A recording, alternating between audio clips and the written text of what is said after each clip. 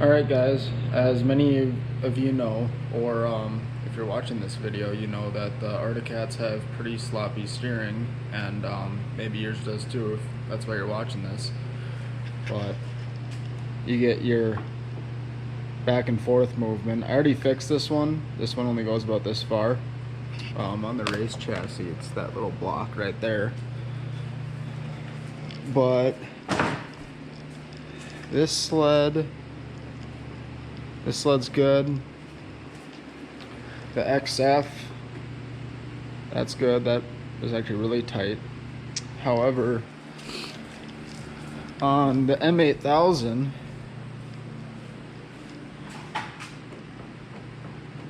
it moves that far before the skis turn, and you can see down here, hopefully you can see it on camera, I get the forward to back movement.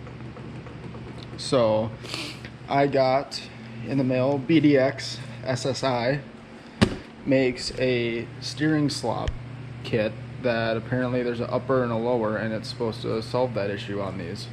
So this sled used to be the 2017 limited white white snow camo wrap on it, but after I smashed the hood last year in Michigan and got a new hood without decals, I decided to do my own wrap and get rid of the camo. But I still have the camo seat, so instead of taking this off and having it reupholstered, because I have a really nice seat upholstery guy, and having him just make it all black, I scored on Facebook Marketplace the other night a nice all black seat from a guy parting one out, so we'll be doing a black seat swap too. And if anybody has a 17 limited or wants a camo seat, I guess I can sell this one. I have no need for it, so let me know.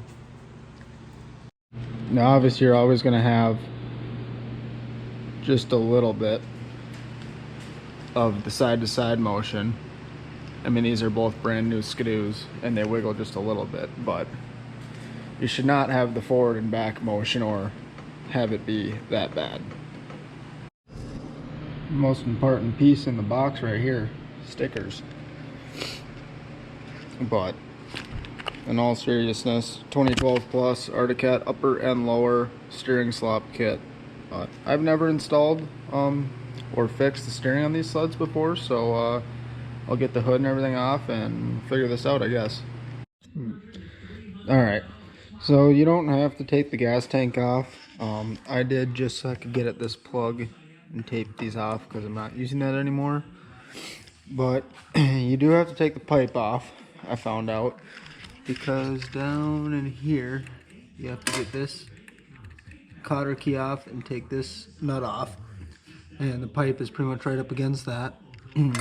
So then you can get, hopefully you can see up in here, there's like a snap ring under this, and I'll have to take the recoil rope off because this whole entire steering post frame cap needs to come off to do the bushing in here, and then after that we'll be doing this one. Obviously you can see here on the post the marks where it was rubbing. Here's the old one I took off, and this is plastic, and behind here is plastic, so over time all the turning, obviously metal on plastic, you're gonna then get that going. Alright, I'm trying to take the least amount of stuff off here as possible and, you know, leave stuff hooked up, so I just got the pipe kind of hanging out of the way. The sensor still in it, and I just undid the bottom part of my bar riser just to, you know, let the bars kind of hang there. But I got the little clip off from there, and now we were with a 13 millimeter, wrong way, with a 13 mil, taking this off, and then this whole thing should slide off. I didn't want to take my recoil rope off, so I just pulled it all the way out and do a vice grip down below to hold it. Alright, make sure you do not lose that nylon washer. That'll go on your stud under there. And next will be taking these off to get that cap off. Alright, got this little ring out, got this popped out. As you can see, this is the old ones. The new one's just a lot more surface area too. It should obviously be tighter steering. Again, old one here, all worn out. New one, ignore the Nike slides, my bad. But yeah, so probably put a little bit of grease on the inside of these just so it turns nice and start reassembling. Alright, so I got this one all done. Was going to do this one next, but being it's one piece, I go to do it and that's not gonna work. So having to take these 4 bolts out and the bottom one from here and get the cap off a little bit and kind of put them in together. Alright, so I had everything back together. There's our new bushing here. I said with grease in there. Here's our new upper anti-slop bushing. You can see I put grease in there. These ones, you just want to be pretty snug. Don't over tighten them. And yeah. Literally that's all I got now for side to side play. And I got nothing forward to back, so definitely tightens it up a lot. And yeah, now I'll get the pipe back on and the gas tank and put my new black seat on. Alright, there we have it.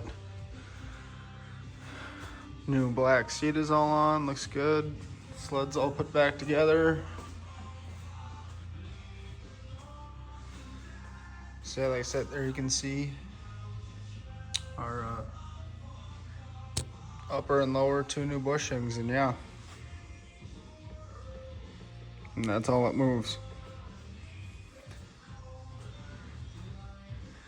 Did that, greased the sled, chain case oil, spark plugs, just, I don't know, just because. And yeah, should be all ready to go out west here in a couple weeks.